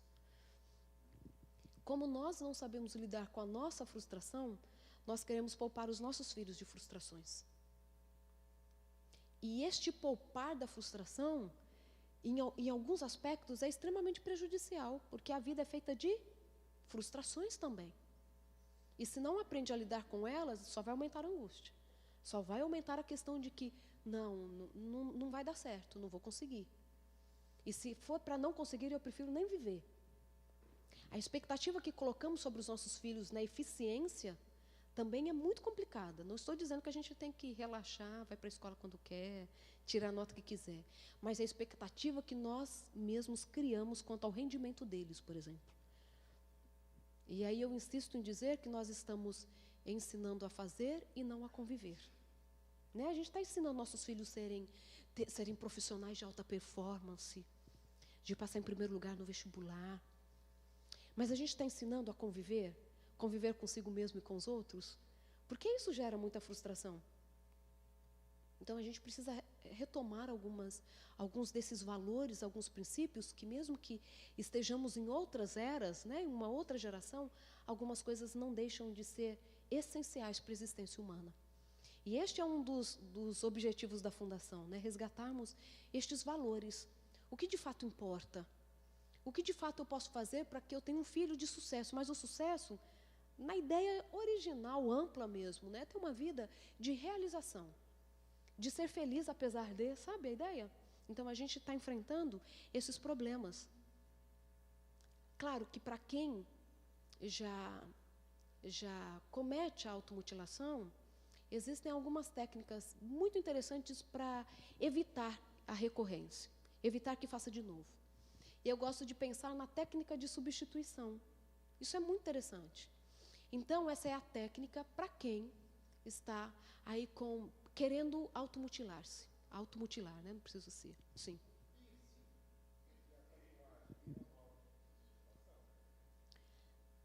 Passa pela automutilação, dependendo de como a pessoa faz e por que ela faz. Porque também tem a ideia de vou ficar mais bonito, é significativo porque eu escrevi o nome da minha mãe no meu ombro. Quando a gente entra na psicologia, a gente vê. Claro que hoje, por exemplo, a tatuagem ela virou moda. Mesmo que eu não queira, eu vou lá e faço porque está todo mundo fazendo, principalmente entre os adolescentes. Mas a gente sempre tem uma mistura dentro de nós que a gente chama de eros e thanatos, que é o instinto de vida e instinto de morte. Em alguns, o instinto de morte, e é instinto porque a gente fala que são coisas que estão lá dentro, não porque nós somos animais, tá? São termos utilizados. Nós estamos o tempo todo regulando isso. Para a maioria de nós, o instinto de morte está lá embaixo, silente. Para alguns está um pouquinho mais acentuado. Então, é alguém que não tem nenhuma dificuldade em passar por uma dor intensa, com um alargador talvez na orelha, aquilo está machucando, mas ele não tira. Então, é muito complexo. Pode ser por um objetivo, por um prazer, quero mostrar que eu fiz, quero mostrar que eu tive coragem de fazer, o que todo mundo achava que não tinha. Vou fazer uma homenagem e faço. Mas pode ser uma mutilação. É uma mutilação, mas não nesse perfil, que a pessoa faz e arrepende, que ela não quer fazer, mas ela não consegue controlar o impulso. Porque a automutilação passa muito por isso, eu não quero cortar. Mas ela vai fazer isso para aliviar uma dor, na maioria das vezes. A angústia é tão intensa que ela prefere sentir uma dor na pele para poder desviar o foco daquela dor. É o relato da maioria que luta contra a automutilação. eu não quero fazer, mas parece que aquela dor ou aquela saudade só vai passar a hora que eu estiver cortando. Porque na hora que eu estou cortando, aquela dor do corte é mais intensa do que a minha angústia. Então, pelo menos por algum momento, eu tenho o alívio daquela angústia. Entende? Então, a motivação, ela é diferente de simplesmente de alguém ir lá e fazer uma tatuagem. É uma mutilação ao corpo, mas não é uma automutilação no aspecto patológico. É tanto que a automutilação, até o DSM-4, que era o Manual de Diagnósticos aqui dos Estados Unidos, o que é usado pelo mundo inteiro, a automutilação estava como uma característica só dentro do suicídio. Agora não, do DSM-5, que saiu em 2015, a automutilação já é uma doença caracterizada como com a sua própria característica, que não está dentro de outra patologia ou de um transtorno. Claro que pode estar lá dentro, mas pode acontecer independente de uma depressão ou independente de uma ideação suicida. A maioria tem uma ideação suicida, só que existem aqueles que não querem morrer, só querem aliviar a dor. Ok? Então, a técnica de substituição, isso é bem interessante. Eu tenho uns 10 minutos ainda para acabar? Tenho? Ótimo. Ai, que bom. Então, utilize técnicas de substituição. Isso você pode ensinar para alguém que esteja aí automutilando. A gente começa a perceber muito quando as meninas ou os meninos querem andar só de manga comprida, para não mostrar, ou de calça comprida, para não mostrar as pernas. Então, a gente tem que prestar atenção nos sinais, ok? As técnicas de substituição podem ser diversas. Uma delas, por incrível que pareça, e muitos que fazem o uso dizem que, de fato, dá uma aliviada, é que, ao invés de fazer um corte, por exemplo, ela pode pegar uma pedra de gelo e colocar debaixo da camiseta. Porque vai provocar uma dor, um desconforto. E é melhor esse desconforto do que um corte. Não que isso é o suficiente, vamos parar por aí, mas é melhor isso do que o corte, mas essa pessoa mesmo assim precisa ser encaminhada para um atendimento, entenderam? Mas isso é para a pessoa falar assim, não, eu quero me controlar, não consigo, então ela pode correr lá e pegar um cubo de gelo e colocar debaixo da camiseta, para sentir a queimadura do gelo. Pelo menos ela desvia do corte. Você fala assim, puxa, mas isso é legal? Não, mas a gente está tentando evitar algo pior. Entendem? O ideal seria que nenhuma dessas coisas acontecesse. Então, um gelo, por incrível que pareça, algumas pessoas cortam porque elas querem ver o sangue. E elas só aliviam quando elas veem o vermelho. Acredita que funciona a técnica de pegar uma caneta dessas marcadoras e riscar o corpo com uma caneta vermelha? Para alguns funciona. Então, se você tem esse comportamento, você pode usar das diferentes técnicas. Por exemplo, uma outra técnica é escrever. Escrever tudo o que está sentindo. Eu estou com raiva porque isso aconteceu. De novo, ele não atendeu ao telefone. Escrever, coloca no papel tudo o que está sentindo sem filtro. Mesmo que depois tenha que amassar e jogar fora. Mas pode funcionar. Distrair-se sempre que tiver vontade de mutilar-se. Para algumas pessoas funciona. Colocar um filme, uma música, ligar para um amigo, mandar uma mensagem nas redes sociais. Pelo menos para sair do foco da fissura, porque vira uma fissura a automutilação. Ela tem que fazer para aliviar, ela tem que fazer. E aí ela pode fazer alguma coisa que possa substituir. Ela pode fazer algo divertido e relaxante, e ela também pode atrasar a automutilação. Eu vou aguentar só mais um minuto. Mais um minuto. Mais um minuto. Isso serve para quem está praticando a automutilação, quanto você que é amigo ou mãe, você pode utilizar essas técnicas. Mas, sobretudo, procurar uma ajuda de profissional. É tão interessante que mudar a forma de pensar. Quando a pessoa está ali no momento da mutilação, ela tem um pensamento para fazer aquilo. De novo eu fiz errado. De novo eu fui mal na prova. De novo o namorado terminou comigo. Mudar o pensamento. Fui mal na prova, mas um monte de gente foi também. O menino terminou comigo, mas é bom que a fila anda. Né? Então, assim, pensar em alguma coisa diferente, mudar a forma de pensar e pensar principalmente sobre você mesmo. Porque, na verdade, a grande angústia está dentro de onde mesmo? coração. E é tão interessante quando a gente fala de angústia, eu lembrei disso agora. É que para a gente é tão óbvio que é angústia, mas nem sempre é para todo mundo, né? Angústia é diferente de tristeza. Sabiam disso? Para a psicologia, tristeza é uma dor, um mal-estar, com um objeto definido. Simplesmente isso. Eu estou triste porque não consegui comprar o carro que eu queria comprar. Você tem um motivo ali muito claro. A angústia não tem objeto definido. Você está triste, está te incomodando, mas quando fala assim, olha, está incomodando porque o namorado acabou comigo, mas parece que é uma coisa mais profunda do que isso. E que parece que aquilo só foi ou estopim ou a grande desculpa para aquela dor que já existia. Então isso é angústia. A angústia é sem definição de objeto. E quando não tem uma definição do objeto, a gente fica mais preocupado ainda. Porque a vulnerabilidade está muito maior. E, claro, procurar ajuda.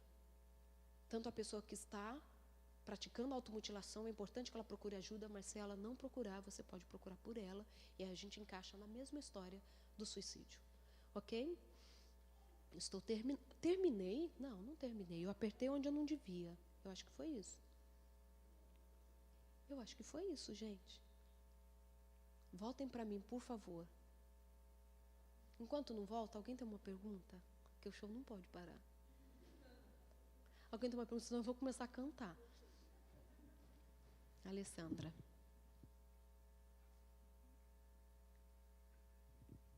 Quando a pessoa vomita tudo que come, é um sinal?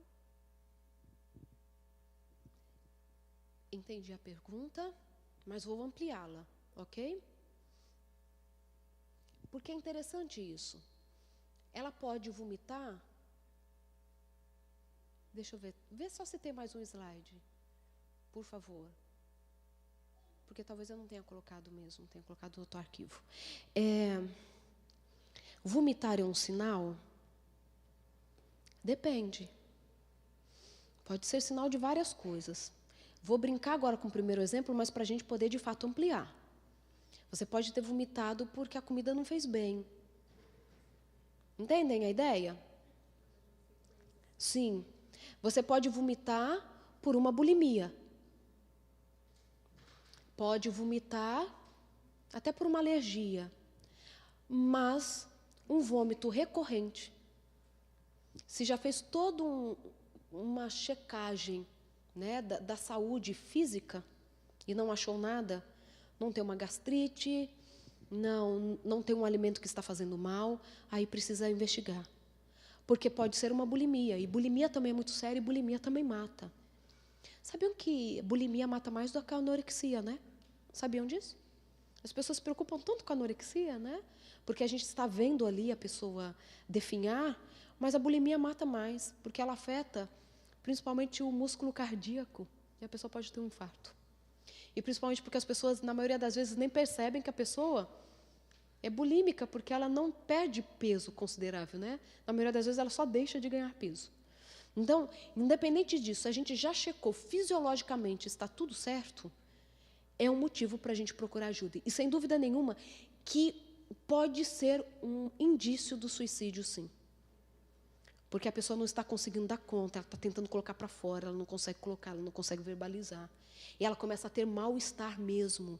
E é físico, ela sente o mal-estar físico. Dói mesmo, dá vontade de vomitar mesmo. Então pode ser. Mas independente do que seja, a gente precisa procurar ajuda.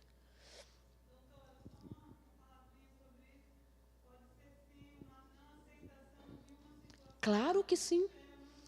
Vou compartilhar até a história de uma mulher, e eu sei porque eu já pedi autorização para ela, eu posso falar assim em público, claro que não vou revelar nome. Uma vez foi até uma filha, olha que interessante, eu falo do quanto as pessoas procurarem, né?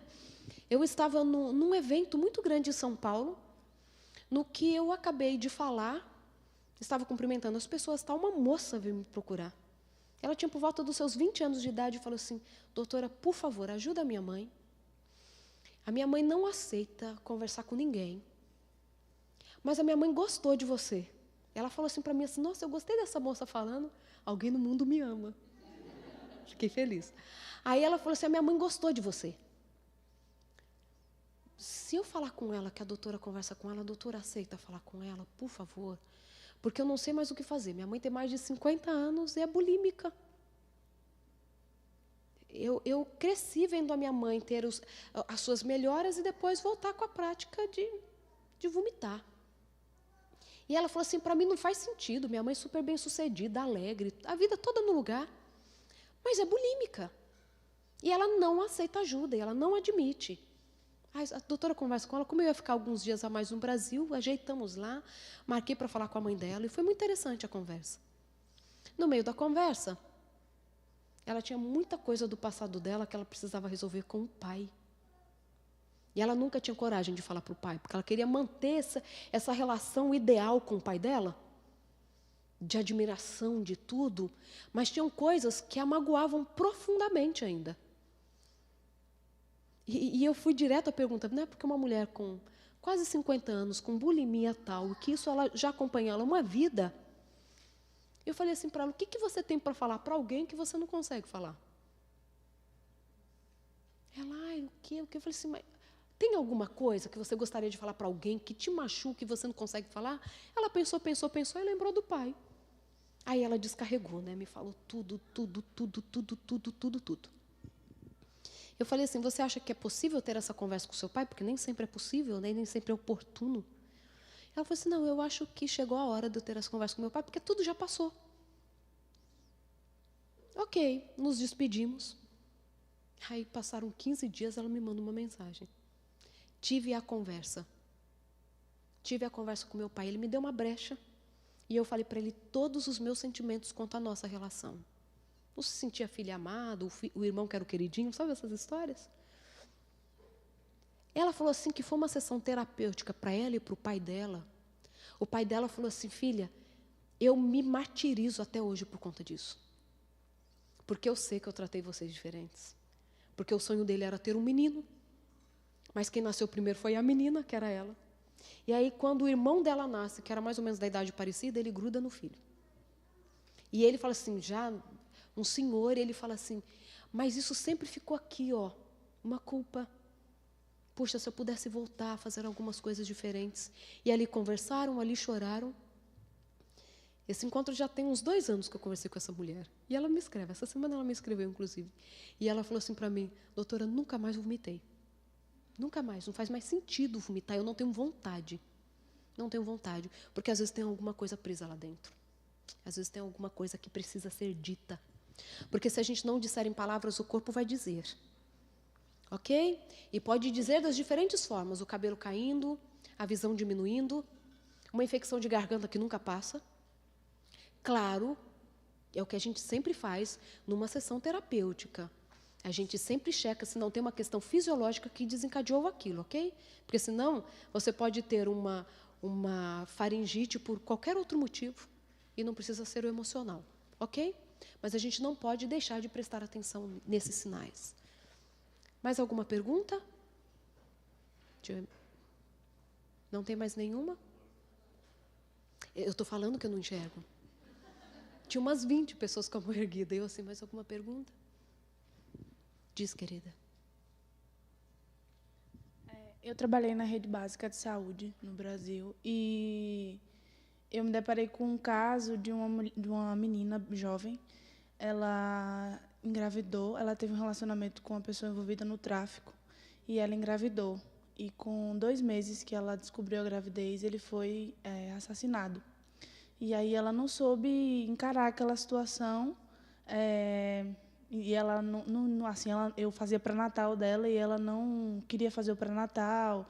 Só que eu tinha que ir na casa dela e eu buscava ela. Já cheguei a fazer pré-natal na casa dela e fazia o acompanhamento dela, mas ela não queria de jeito nenhum ir para frente, né, com a gravidez, nem tinha aceitação com a criança, porque ela se via sem condições financeiras para criar um filho, sem o apoio do parceiro, que para ela era importante, né? E eu encaminhei ela para o psicólogo da rede e ela falava comigo assim, eu não quero fazer, porque eu sei que se essa criança nascer, depois de tudo que eu já fiz para ele não nascer, eu vou ficar bem. E aí ela teve a sessão com o psicólogo, eu fiquei esperando do lado de fora, sempre acompanhei ela. E no final o psicólogo chegou para mim e falou assim: você tem que continuar fazendo o pré-natal dela, mas é realmente o que ela disse. Depois do que o filho nascer, ela vai ficar bem. E eu me deparei numa situação que eu sentia a responsabilidade nas minhas mãos, mas eu não sabia o que fazer, porque o profissional, que era mais especializado que eu, porque eu era só a enfermeira dela, me falou para eu desistir. Então, independente, eu estava sendo a profissional, mas chegou um momento que eu me envolvi na situação e eu me sentia como uma pessoa. E eu sentia a responsabilidade nas minhas mãos, mas eu cheguei ao ponto de não saber o que fazer. Então, nesse caso, quando a gente ouve uma opinião de um especialista no caso, o que a gente tem que fazer? Eu não desisti, eu encaminhei ela para outro psicólogo, mas eu fico pensando assim que talvez muitas pessoas possam se ver nessa situação e não saber o que fazer, porque ouviu a opinião de uma pessoa que entende o que realmente estava se passando ali. Então, eu queria só um pouco de esclarecimento em relação a isso. O que uma pessoa leiga, ou eu, na época, eu deveria ter feito? Realmente foi correto não desistir, encaminhar, ou eu deveria simplesmente aceitar? E hoje, ela teve o filho, está bem, realmente. Está bem, ama o filhinho dela, cuida do filhinho dela, mas eu não sei se ela ficou bem por outros motivos, porque ela continuou, ou se foi realmente porque ela ia ficar bem. Então, você mesma já respondeu quando você disse que ela ficou bem, então não era para ter desistido. Claro que a grande questão é, sempre que possível, divida responsabilidades. Se tem mais alguém que pode ajudar nesse processo para que você não ficasse sobrecarregada ou muito angustiada com a situação, sempre que possível a gente divide responsabilidades. Mas a gente nunca desiste de ninguém, né? Porque a vida a gente nunca desiste, tá bom? Alguém mais tinha levantado as mãos aqui?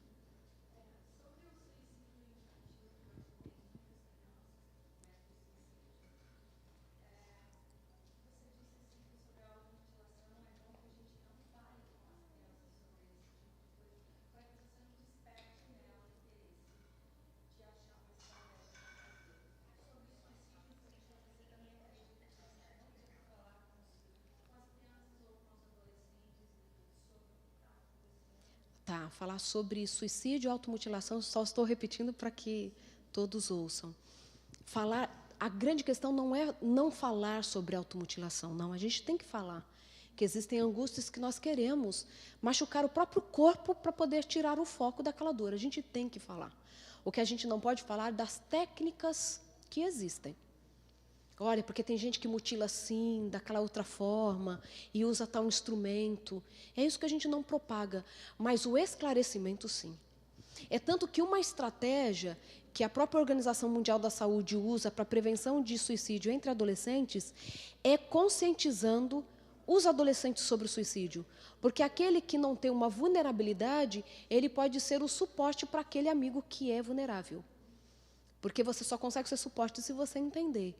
Então, além de servir para ele, serve para os amigos, para os iguais, né? Que a gente fala os parceiros. Então, a gente tem que falar assim, mas é a forma que fala, entendeu? Sem o julgamento moral. Porque é errado, porque é pecado, porque quem faz vai para o inferno. Você não tem motivo para fazer. Olha, eu não quero nem saber de você fazendo isso, tá? Se a gente colocar um julgamento em cima, uma moralidade, nós já afastamos essa comunicação de talvez transmitir aí uma ideia que esteja passando na cabeça, tá bom? Alguém aqui também tinha levantado a mão lá e depois aqui. Por favor, você espera só chegar o microfone aí? Nós já temos mais um integrante na equipe da Fundação. Leva o microfone como ninguém. Vai numa elegância.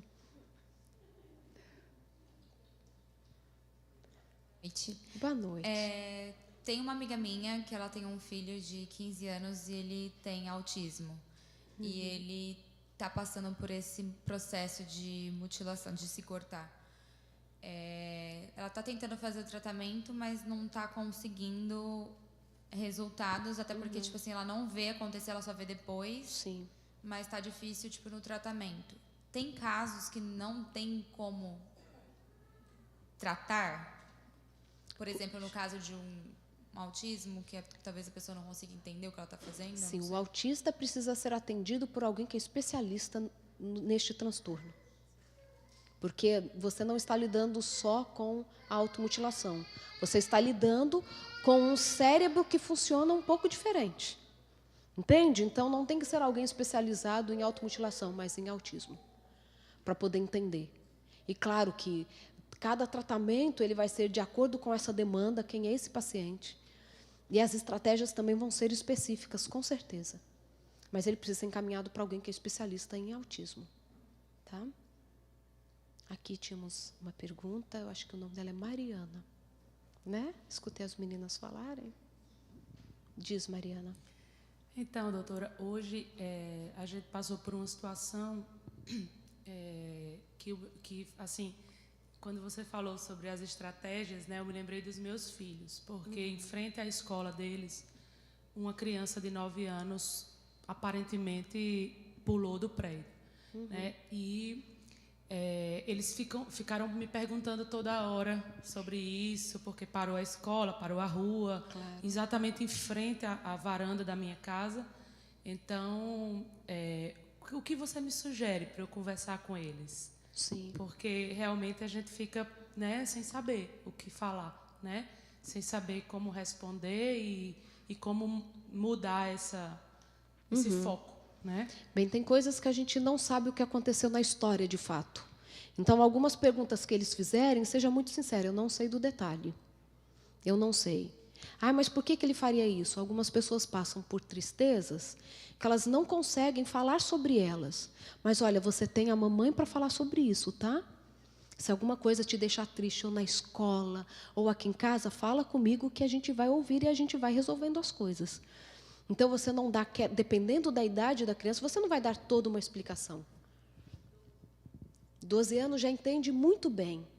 Então, você vai explicar que existem angústias, tal, mas que existem formas que a gente consegue resolver. Qualquer que seja a angústia, existe uma solução.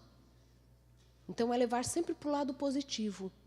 Detalhes a gente não tem, mesmo se tiver, a gente não fala detalhes para a criança, né? Mas você não ignora a situação. É uma forma de educar também. E de deixar para eles, mais uma vez, reforçada a ideia de que você pode conversar comigo. Qualquer coisa, não precisa ser nada grave, mesmo que você ache que eu vou ficar chateada. Eu prefiro que você fale comigo, que a gente vai resolvendo as coisas. Diferente do que as pessoas imaginam, crianças também suicidam. Existem histórias, relatos na literatura de criança de 4 anos de idade suicidando. O caso clássico, a menina tinha acabado de levar a bronca da mãe, e a mãe falou, sobe para o seu quarto. A menina subiu para o quarto, 4 aninhos. Ela subiu para o quarto, sabe aquele silêncio? Aí passou um tempo, a mãe subiu para o quarto. E ela tinha se enforcado. Ela tinha conseguido pegar a cordinha da própria persiana, e ela conseguiu enrolar no pescoço e tirou a vida. Inacreditável. Claro que não é tão frequente quanto em adolescentes, em adultos, óbvio, né? Graças a Deus, mas acontece sim. Por isso que eu digo, qualquer mudança de comportamento significativa, nós temos que prestar atenção, sempre. Não precisa ser algo que levaria a uma consequência tão extrema, mas qualquer sofrimento, qualquer demanda precisa ser atendida por nós. Não é ignorando que a situação deixa de acontecer. Não é ignorando que a situação vai ser simples, que daqui a pouco passa. Nós temos que olhar com respeito, responsabilidade, generosidade. Mais alguma pergunta? Estamos encerrando. Sim.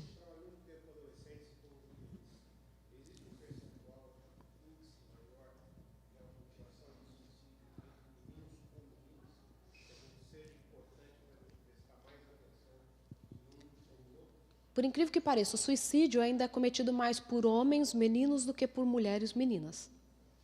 Sabiam disso? Os homens suicidam mais do que as mulheres. Por um motivo simples.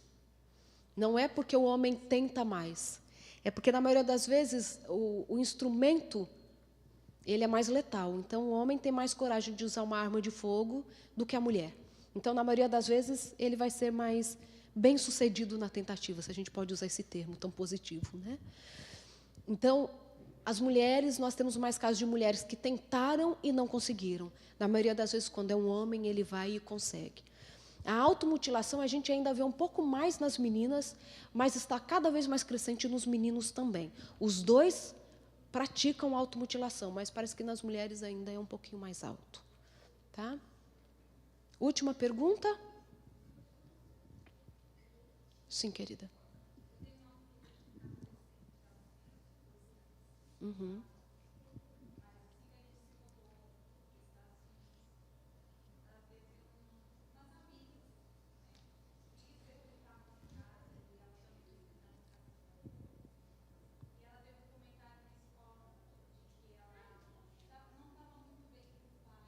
Uhum.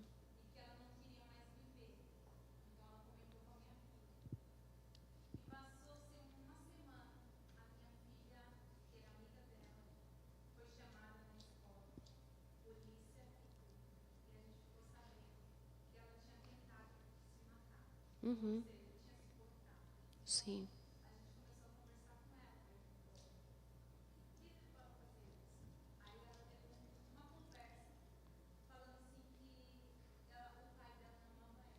Aham.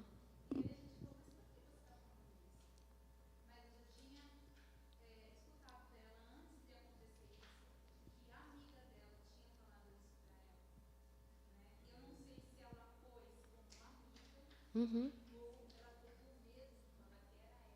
Sim.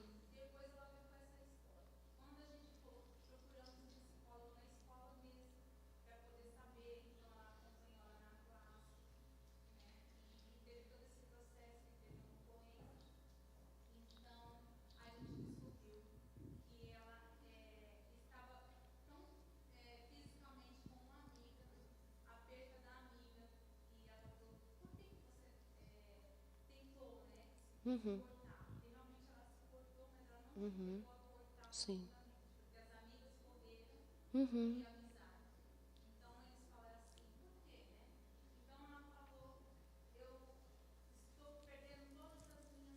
Sim.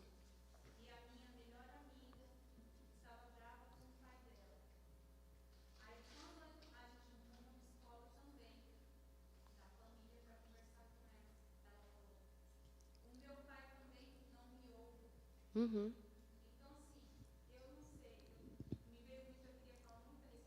Uhum. Sim.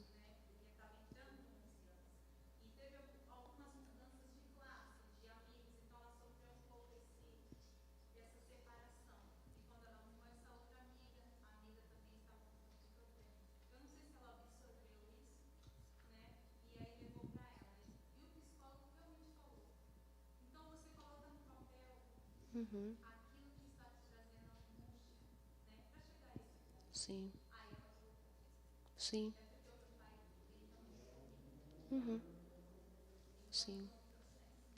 Sem dúvida. E quando a gente fala de uma tentativa, na maioria das vezes ele é resultado de diferentes fatores. Mudou de classe, a relação com o pai, a amiga, que estava também com problemas.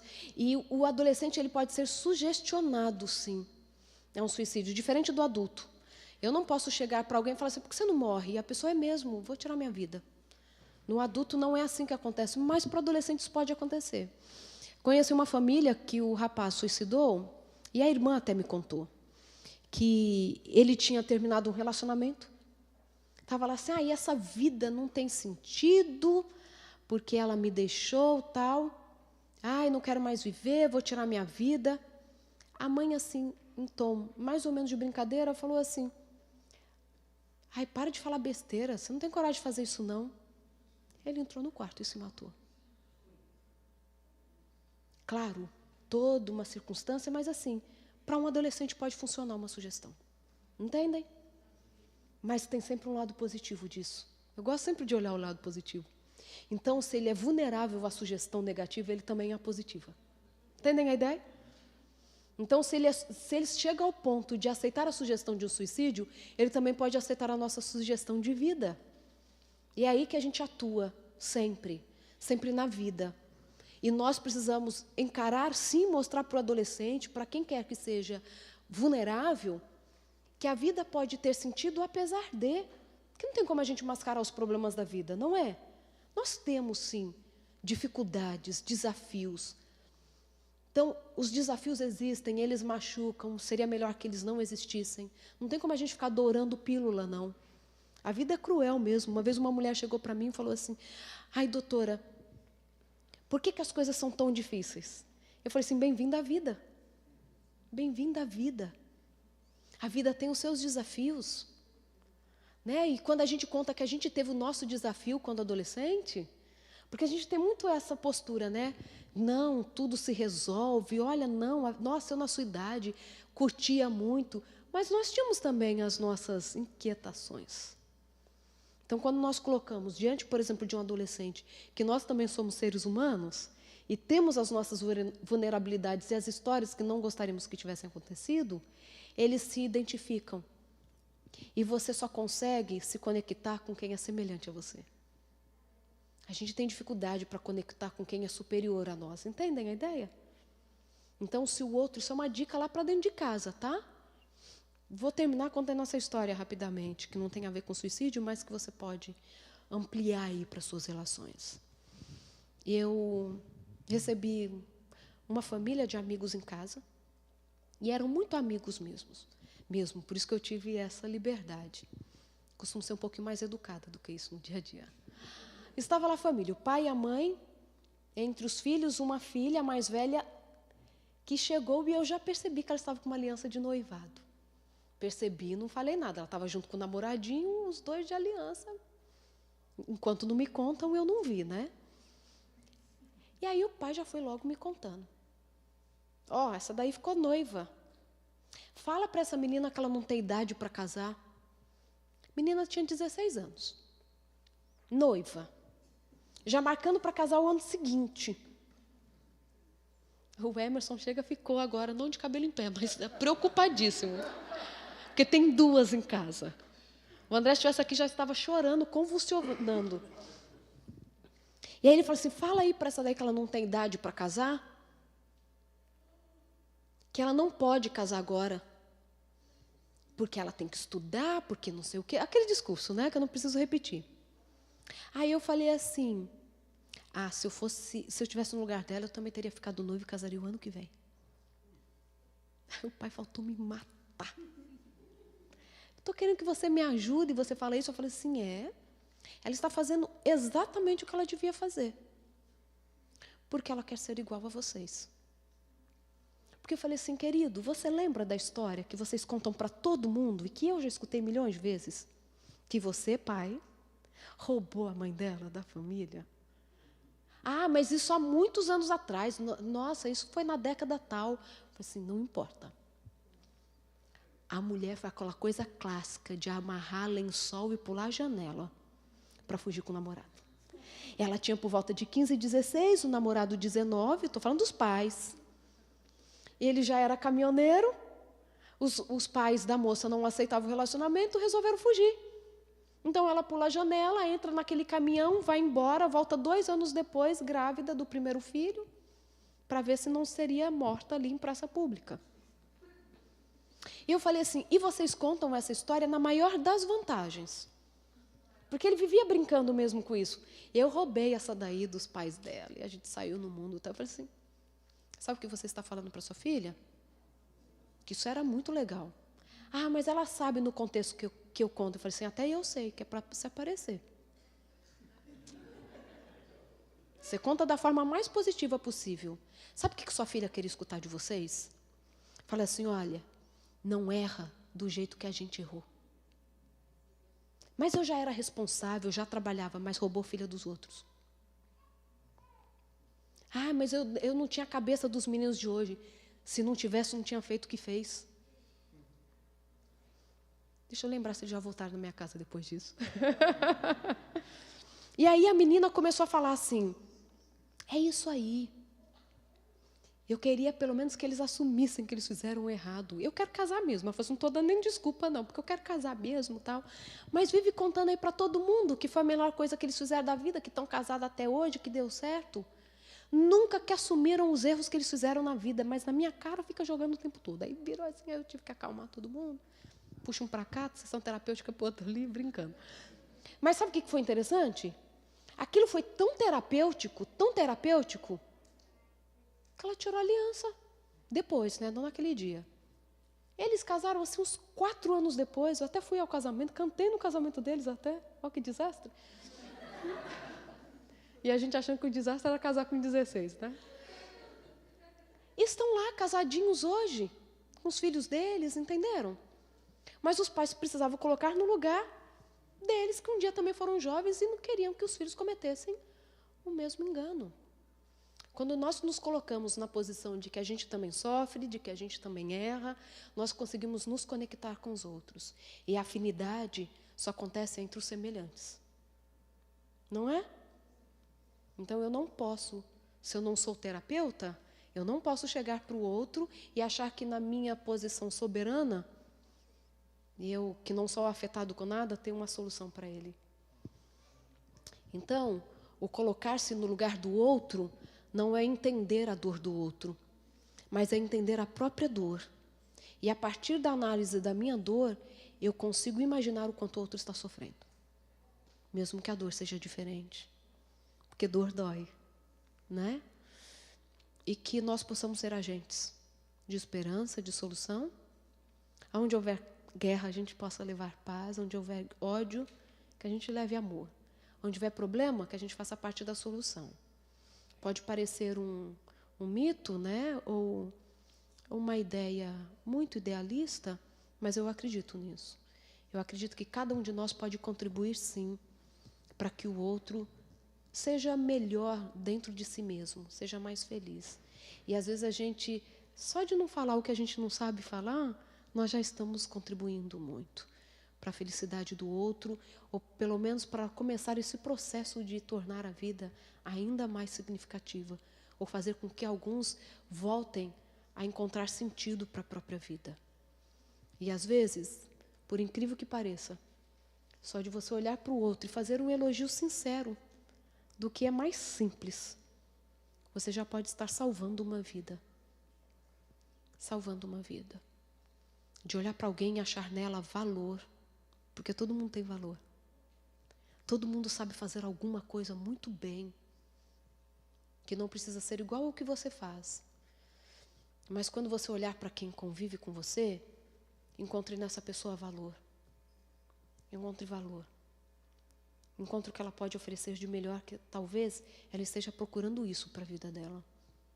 Que talvez ela mesma não consiga mais enxergar com os olhos puros, porque a vida foi trazendo para a vida dela muitas marcas.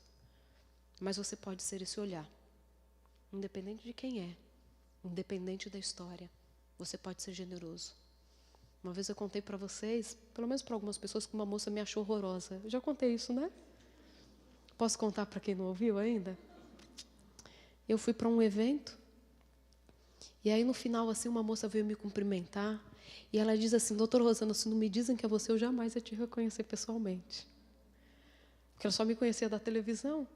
Aí eu falei assim: de fato, na televisão eu sou mais bonita do que pessoalmente, então por isso que você não deve ter me reconhecido. Ela falou assim: de fato.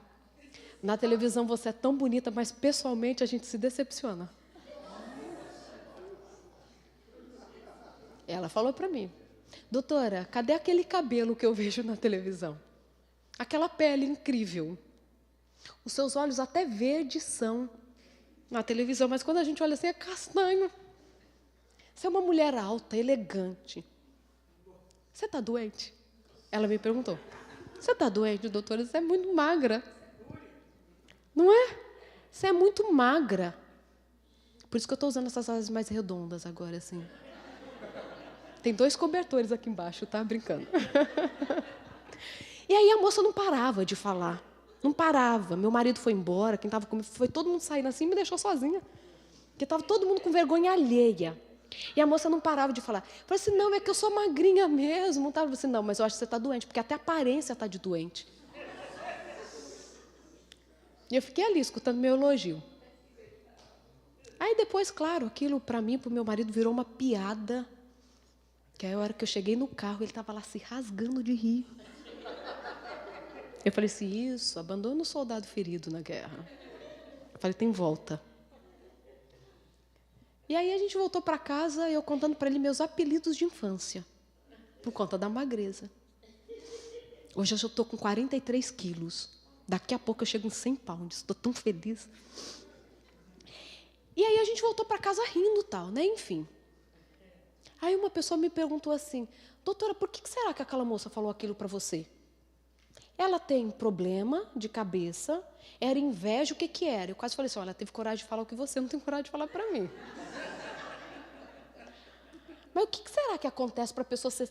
Porque ela foi deselegante comigo, isso a gente não pode negar, né? Eu acho. Sinceridade demais machuca. Aí a moça disse, o que será que passa na cabeça de quem fala isso? Eu falei assim, eu não sei. E não me pertence saber o que é. O que me pertence e o que eu de fato tenho que saber é como eu me comporto diante de uma situação dessa. A demanda dela, eu não sei nem o nome da moça. Não deu nem tempo de eu falar, porque só ela falou. Alguém me calou um dia. Eu falei assim, eu não sei. Eu não sei se ela tem um problema, se aquilo era inveja. Não cabe a mim.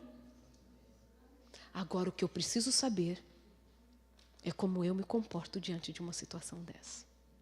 Isso me pertence. Isso me pertence.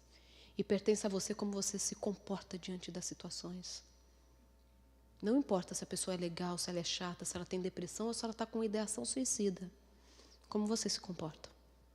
Como que você pode trazer mais significado para a vida de alguém? É para isso que eu e você somos chamados para a vida. Para fazermos uma diferença positiva na vida das pessoas.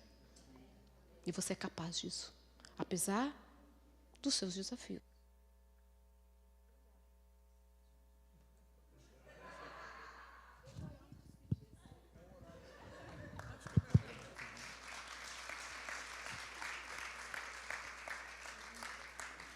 Eu ia despedir mesmo, porque estava tudo ali cronometrado, a gente estava na mesma sintonia. Obrigada. Nós vamos ter outros encontros para falar de outras coisas, né? E vocês são todos convidados, porque somos todos multiplicadores. Voltem para casa em paz e com Deus. Obrigada.